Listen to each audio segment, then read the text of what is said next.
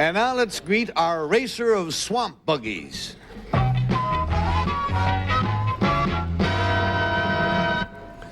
Number one, what is your name, please? My name is Leonard Chesser. Number two. My name is Leonard Chesser. Number three. My name is Leonard Chesser.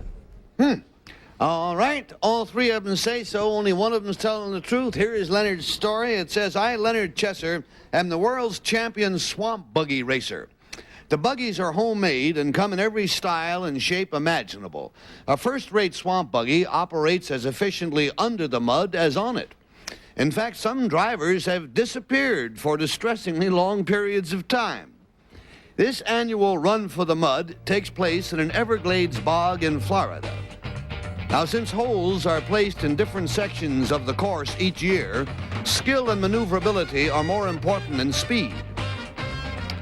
At one point in the race, a driver must stop his vehicle, step down through the mud and touch the bottom, if he can locate it, and then remount and get going. Without a doubt, this is the wildest, wackiest race in existence. The only contest known to man, in which the winner cannot be determined until he has had a bath. And the affidavit is signed Leonard Chesser. There you go.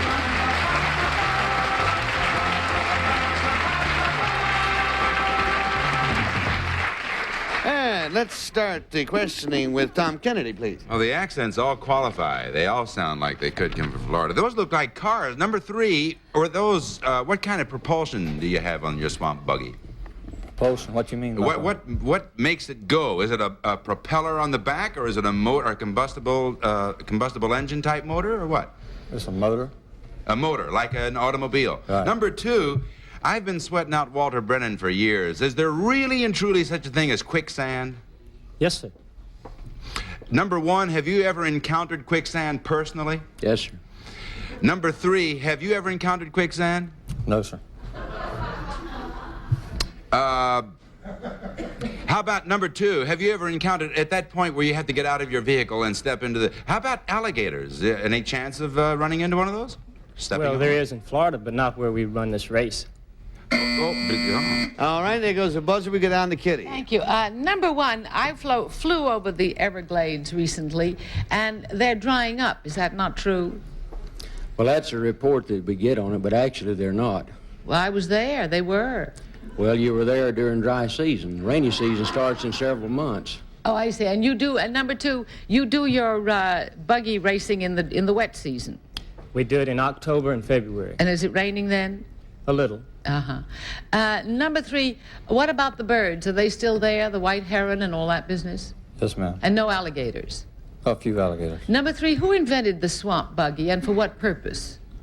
I mean, number two. I'm sorry, I'm looking at number two. Tommy Burke. Who? And Tommy Burke. Yeah. He works for Kittle Pontiac. And what's the purpose of it?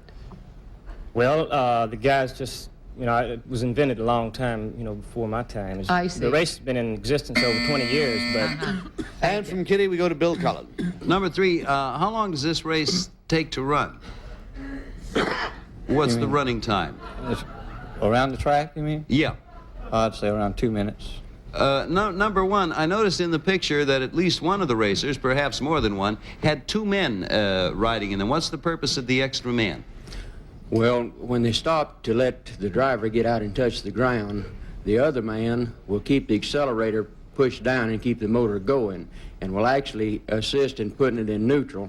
And when the driver gets back in the buggy and starts off, pushes the clutch in, the motor is running free. If it's allowed to sit, well, it will drown out usually. I mean, if they stop. Well, what is this 2 or 4 wheel? I'm sorry, Bill. Now we go to Peggy. Number three, how deep is the water on the course just generally, not counting the holes? Generally about 2 foot, 2.5.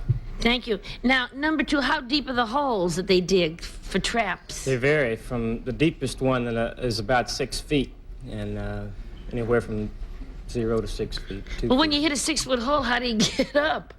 Well, you usually lose the race when you... And the buggy and the driver. And the...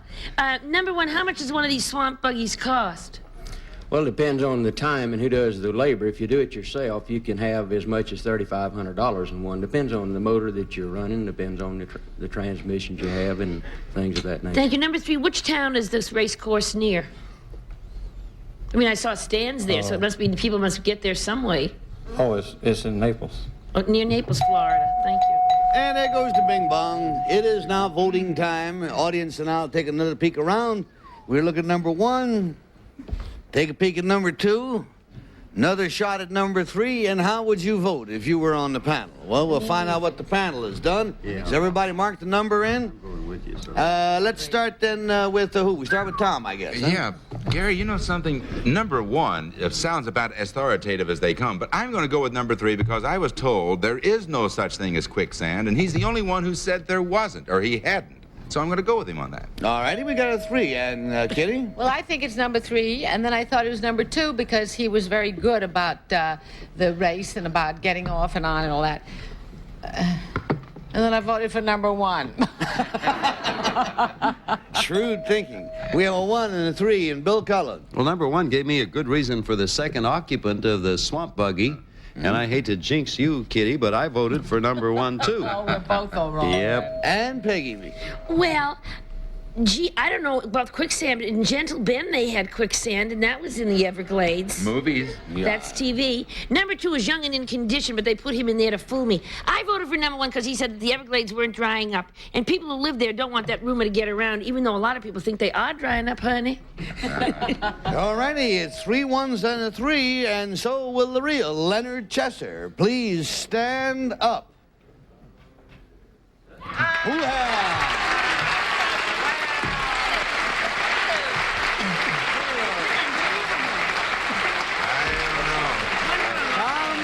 Had it. Leonard, get back to you in a second if we have time. Number 1, sir, what is your real name? What do you do?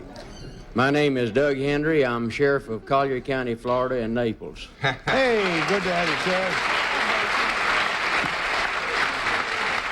sir. Number 2, sir, tell us about yourself. My name is Bill Sanderson, and I'm a full-time bartender at Wednesdays at 86th and 3rd Avenue, and a part-time actor. Ah, there.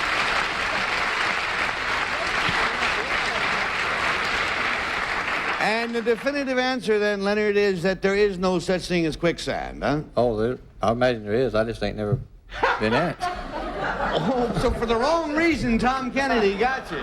There is quicksand, but you just haven't seen anything but slow sand. Oh, he was wearing alligator shoes, is really the way. Oh, well, thank you, Leonard, and thank you, imposters, too, for being with us on To Tell the Truth.